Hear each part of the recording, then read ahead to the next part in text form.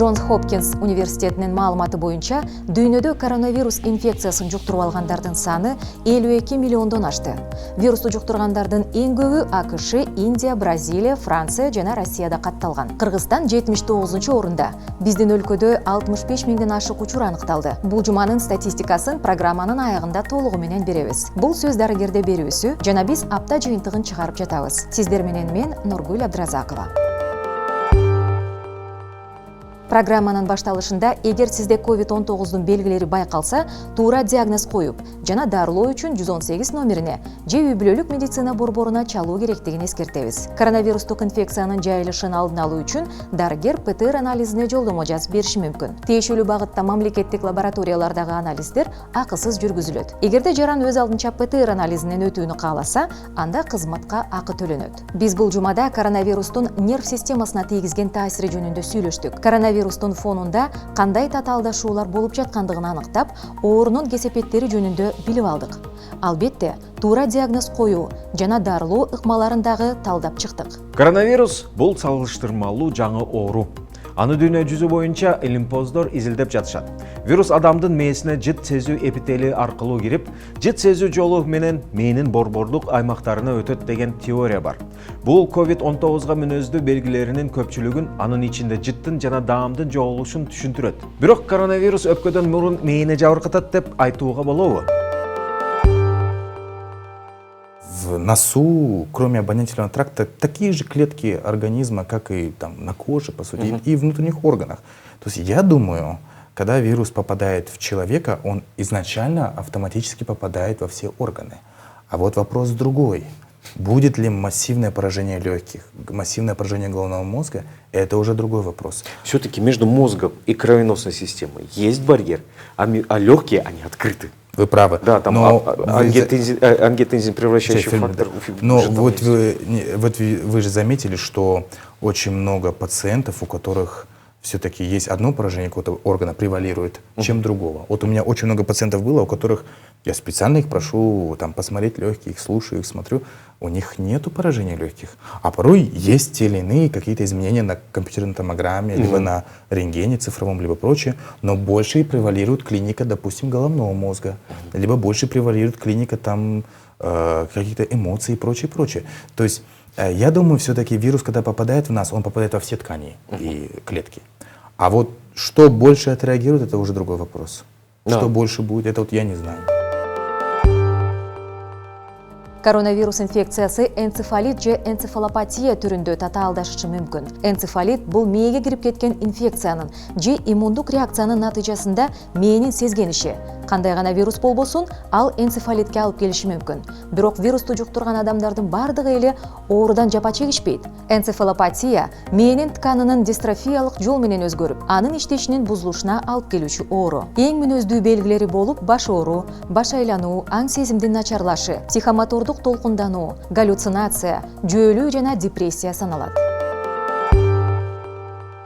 Вне зависимости от тяжести болезни, многие люди с коронавирусной инфекцией, даже порой почти бессимптомные, так на первый взгляд, они более эмоционально, как говорится, более эмоционально открыты, что ли, и как бы с ними можно, на них можно прям наблюдать, как процесс излечения, как это идет. Допустим, кроме сонливости и прочего, выделяют и психозы, и депрессию, и суицидальные мысли. Да. И самое главное, страх смерти прям очень сильный. Я такого не видел ни при одной болезни, чтобы человек чувствовал, что он может умереть, хотя у него и анализы неплохие, и как бы общесоматический статус неплохой. Или даже вылечился. Или даже, а у него страх смерти, он прямо об этом жалуется врачу, либо друзьям, либо родственникам, что он боится умереть. И самое главное, суициды есть. То есть как бы человек болеет в такой средней такой тяжести, да, то есть может даже излечивается, а у него вот такие суицидальные мысли. Но что самое другое интересно, у многих людей к концу второй недели, если еще их правильно лечить, убирать вот этот тромбоз сосудов, смотреть за их динамикой излечения, эти страхи и прочее уходят, даже сонливость. У людей, кроме всех этих вышеперечисленных симптомов, наблюдалась сонливость, либо бессонница. И вот это как-то коррелировалось. Допустим, вот У меня пациенты были, которые вот там 3 дня не спят, ни с того ни с сего. И что самое интересное, у них нету днем сонливости. Но я говорю, ну так же не бывает. Допустим, если ты днем, ночью не спишь, то днем будешь там сонливый. А они ходят, как будто они как бы энергетик выпили, да, то есть они такие заведенные, да. А некоторые, и сейчас таких превалируют, хотя я потом узнал, что летом тоже таких много было, а некоторые, наоборот, очень много спят, как кошки. Вот прям вот целый день не встают с постели, слабость, и вот прям спят и все. То есть это говорит о том, что поражается эпифиз, наш координатор, по сути, биологических ритмов, который шишковидная вот железа, да, то есть она же выделяет гормон мелатонин, который вырабатывается в ночное время. Видимо, идет какое-то нарушение этого гормонального фона, да. Недостаточно, видимо. Недостаточно, либо еще что-то. Ну и самое главное, что, видимо, вот так организм, по сути, и переносит энцефалит. Ведь если мы посмотрим на другие болезни, связанные с энцефалитом, тот же менингит, либо осложнение гриппа, там то же самое. Кто-то спит, кто-то не спит, у кого-то гиперпатологическая сонливость. То есть, видимо, вот это и есть проявление болезни. SARS-CoV-2 вирусу мээ, жүлүн, нерв жана булчуңдардын иштөөсүн начарлатышы мүмкүн. Негизги белгилердин катарына баш оору, баш айлануу, көңүл буруу концентрациясынын төмөндөшү, карышуу, булчуң оорусу жана башкалар кирет. Булардан айрымдары дене табынын көтөрүлүшү, жөтөл жана энтигүүдөн эрте пайда болушу мүмкүн. Коронавирустун белгилүү бир өзгөчөлүгү оорунун ооругуна карабастан жит сезүү жана даам сезүү рецепторлорунун жабыркашы. Коронавирус инфекциясы орточо жана оор түрүндө өтүп жатканда вирус мээге жана баш мээ кабыктарына түздөн түз таасир берип, мээнин ткандарын жана нервтерди жабыркатат. Бул нерв системасындагы айрым ооруларга энцефалопатия, энцефалит, курч жайылган энцефаломиелит, менингит жана инсультка алып келиши мүмкүн. Коронавирустук инфекциянын дагы бир өзгөчөлүгү бул кандын уюшу, башкача айтканда гиперкоагуляция. Бул учурда кан тамырлар уюган канга толуп, натыйжада кан айлануу начарлап инсультка алып келет. Инсульттун негизги белгилери сүйлөө речинин бузулушу, колдун начар координациясы жана асимметриялык жылмаюу. Бактыга жараша жогорудагы кошумча оорулар көп кездешпейт. Бирок сиз же жакындарыңыз тоокел топко кирип, аталган белгилер байкала баштаса, анда дароо медициналык жардамга кайрылышыңыз керек. Как вылечить острую головную боль при коронавирусе? Ну, сперва я хочу сказать, что все-таки острая головная боль при коронавирусной инфекции это является как бы одним из таких, можно сказать, наиболее часто наблюдаемых симптомов. Все-таки это острая головная боль. Первый это признак интоксикации, да, так как все-таки вирус проникает в организм, вызывает различные изменения в организме. И второй фактор, почему возникает головная боль, до сих пор идут дискуссии, ее связывают с тем, что возникает гипоксия головного мозга. Гипоксия может возникать за счет легочных изменений, и как бы все это в совокупности приводит к тому, что у человека возникают сильнейшие головные боли. И что же делать? Самое первое – это хорошая дегидратация, то есть надо восполнить объем жидкости, да, это обильное питье, теплое питье получается, воду, там, компоты, морсы, да, можно как бы обильное питье назначить. И второе, конечно же, это надо измерить температуру человека, если она повышена, то эта температура тоже может давать сильнейшие головные боли, то тогда, как у нас по протоколу, ну и вообще по миру, да, это парацетамол, получается, применяется. Но если парацетамол не помогает, то уже после консультации, даже можно сказать, своего семейного врача или невропатолога, можно назначить группу нестероидных противовоспалительных препаратов. У пациентов после коронавирусной инфекции наблюдается специфический синдром. Да, это, как правило, он представлен слабостью, усталостью, боли в мышцах, то, что я уже ранее сказала, какие-то головные боли непонятные могут быть, головокружение, перепады артериального давления, да, скачки резкие, то давление падает вниз, то давление поднимается, бешеное сердцебиение, тахикардия может быть, нарушения сна очень часто начали появляться у наших пациентов, и эмоциональные перепады, смена настроения, да, внезапно становится хорошо, то внезапно пациент начинает плакать, да, без причины. То есть, такой, можно сказать, постковидный синдром.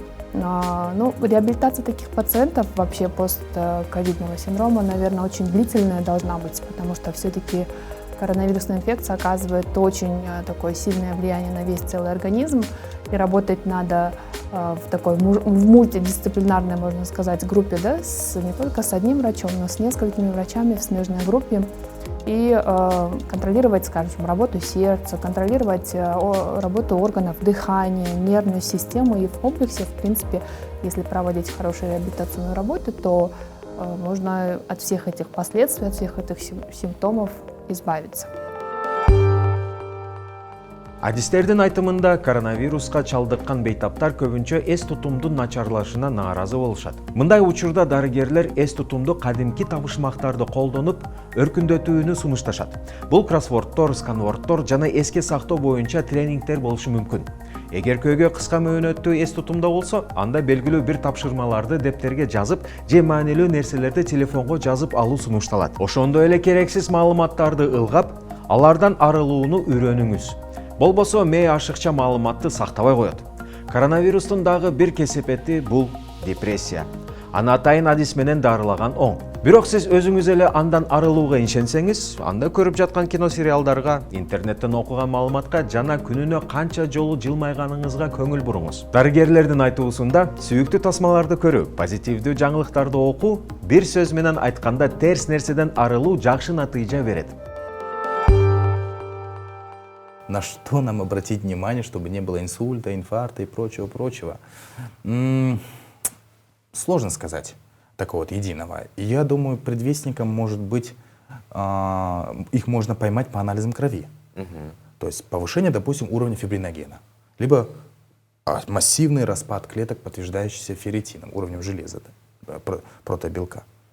Или даже прокальцитонин, например. Прокальцитонин, то есть бактериальный, значит, у него идет бактериальное, или у нее бактериальные какие-то осложнения. Но опять-таки, означает ли это, эти данные, что, допустим, через месяц у пациента будет что-то еще? Не обязательно же. То есть возможны полные выздоровления, полное излечение без побочных эффектов. А возможно, к сожалению, это все-таки правда, об этом говорить же надо же, что порой человек выздоровел, да, даже боролся, а у него вот там потом будут какие-то нарушения нервной ткани, какие-то аутоиммунные болезни по типу вот как вот синдром Кавасаки. Да. Либо могут быть такие редкие довольно осложнения, как вот связанные с параличом, либо тот же болезнь Альцгеймера, либо Паркинсона. И это, к сожалению, это фиксируется. Но, слава богу, это не так все часто. И таких прям явных предикторов от Альцгеймера у нас-то особо и нет-то. Ну, либо да, от Паркинсона, такие вот, чтобы сказать, что вот у него через 20-30 лет это будет, или через 5 лет, мы не знаем такого. Ну, в основном мы как бы ссылаемся на наследственный фактор. Да. Хотя это такая вещь очень такая под вопросом. Но все-таки, вот, например, да, если коснемся наследственного фактора, вот у человека, который переболел коронавирусом, у него есть там, скажем, в генеалогическом дереве те, кто болел, предки его болели Альцгеймером или паркинсонизмом. Означает ли то, что эти болезни могут быть провоцированы и они могут наступить? Вряд ли. Потому что таких данных, во-первых, нет. А во-вторых, очень сложно это все так отследить.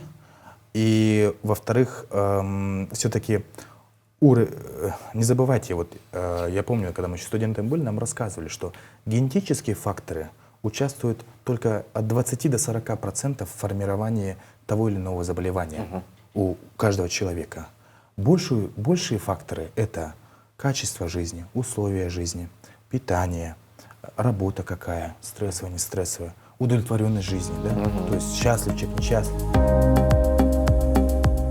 Кычкылтек концентраторы бөлмөдөгү кычкылтекти топтоп, аны концентрациясын 95%га чейин алып келип, таза кычкылтек катары бөлүп чыгаруучу аппарат. Ал сатурациясы төмөндөп кеткен бейтаптардын организмине керектүү өлчөмдөгү кычкылтекти камсыздай алат. Кычкылтек жетишсиздиги гипоксия, ал иммундук системанын начарлашына, зат алмашуунун бузулушуна, баш жана булчуң ооруларына, нерв ооруларына, алсыроого, физикалык жана акыл эс иш-аракеттеринин төмөндөшүнө алып келет. Бул белгилер COVID-19 менен ооруган бейтаптарда байкалган. Сатурациянын көрсөткүчү 95%дан төмөндөгөндө дарыгерлер бейтаптарды кычкылтек концентраторуна туташтырууну сунушташкан. Бирок бул медициналык шайман экендигин эстен чыгарбоо керек. Андыктан аны уруксатсыз колдонууга болбойт. Кычкылтек концентраторунун дозасын жана колдонуунун узактыгын бир гана дарыгер аныктайт. Мындан сырткары кычкылтек концентраторунун иштөө эрежелери жана көрсөтмөлөрү бар. Аппарат иштеп жаткан кезде кычкылтекке муктаж адамды терезеси менен эшиги жабык бөлмөдө калтырууга болбойт. Бул дем кыстыгууга алып келиши мүмкүн. Андыктан концентратор иштеп жатканда терезелерди ачыңыз же аны башка бөлмөдө иштетиңиз. Кандын кычкылтек менен каныккандыгын көзөмөлдөп туруңуз. Анын деңгээли 96-98% болушу керек. Кычкылтек бул дары. Эгер нормадан ашып кетсе, анда ал уулуу болушу мүмкүн. Айрым бейтаптарды ал гиперкапнияга алып келет. Бул өтө кооптуу абал. Мындан сырткары кычкылтектин жарылуучу касиети жөнүндө унутпаш керек. Тамеки, ширеңке, май жана башка тез күйүүчү заттар менен байланышуудан сактануу зарыл. Ал эми аппарат иштеп жаткан бөлмөдө ысып кетиши ыктымал. Муну жай мезгилинде эске алыңыз. При неправильном использовании, да, при неправильном, скажем, неправильном это как? При длительном использовании, при, скажем, несоблюдении мер безопасности, конечно же, могут быть побочные эффекты.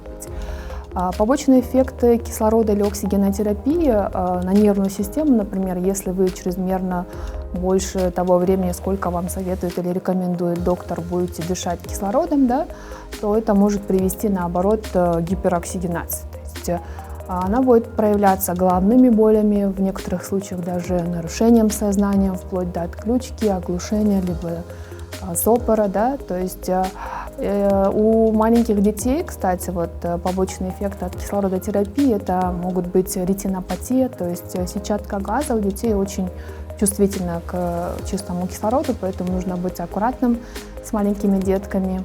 И при длительном использовании кислорода также могут быть побочные эффекты, быть на слизистую бронхов, и она начинает высушиваться. И при длительном использовании кислорода также вымывает азот, а азот находится в альвеолах, он не дает им спадать, да?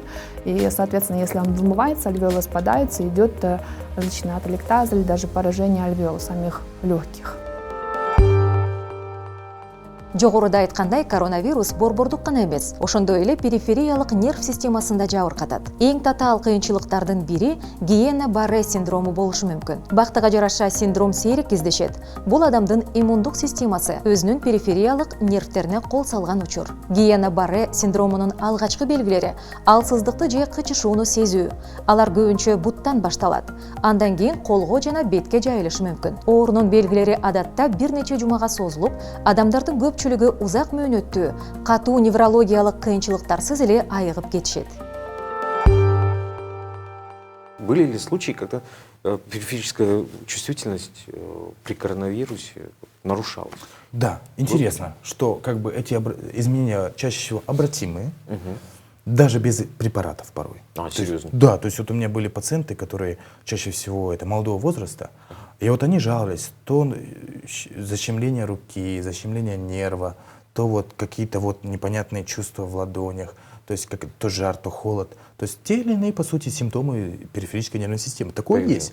Но оно проходило после окончания так называемой вирусной нагрузки. Вот, допустим, средняя вирусная нагрузка. 2 недели все. 2-3 недели, и потом все проходит. И сон нормализуется, и вот эти... А у некоторых это на лечение проходит. Но у некоторых это порой и даже ты лечишь, а оно тоже остается. Вот у меня был пациент, ему было 65 лет. Он так очень интересно переносил заболевание, что его ничего особенно не беспокоило, кроме того, что у него болело за лопатками, и он просыпался и не чувствовал своей правой руки. Вот именно раньше у него такого не было. А вот именно на фоне болезни, видимо, он неправильно лежал или что. Вот он как бы онемение было очень сильное. Правая рука, то левая рука была. И я с несколькими коллегами его осматривал, то есть различные исследования проводил, и нервной системы, и сосудистой. Так называемой яркой какой-то патологии не было. То есть, что прям вот там какие-то изменения в нервах не были зафиксированы. Не было вот руки акушеры и там потом... Нет, ни в коем случае, такого не было. Но были те или иные так называемые, так сказать, нарушение чувствительности, я бы сказал бы, да. То есть, как бы не все так плохо было. Но это же все равно, опять-таки, из-за кровоснабжения, да? Возможно. Мелкие тромбозы. Ну, хотя, вот в том-то и дело, что вот я ему проводил и УЗИ, доплер УЗИ, и сосудов верхней, нижней конечности, все было спокойно. То есть, скорее всего, там что шло? Либо шел небольшой васкулит, да, воспаление сосудистое небольшое такое, да, аутоиммунное чаще всего. Либо у него шло просто вот ответная реакция организма на болезнь, на вот эти вот последствия, да. И это еще связано с тем, что мы не должны забывать, что все-таки чаще всего люди, кто болеет, они же проводят больше времени, как говорится, в таком лобильном состоянии, да, то есть они лежат больше, Да, там, да. там щадящие тогда. На одном боку, на Да, другом. на другом, да, то есть может быть еще и это как-то повлияло. Кандай гана оору болбосун, аны бир гана дарыгер дарылайт. Бирок калыбына келтирүү же кам көрүү бул үй бүлөгө таандык жумуш.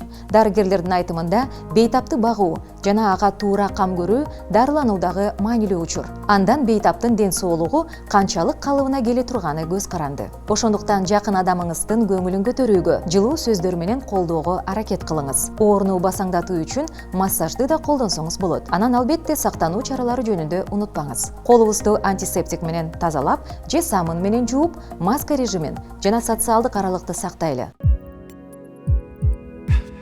Бул сөз дарыгерде берүүсү болду. Көрүшкөнчө саламатта болуңуздар.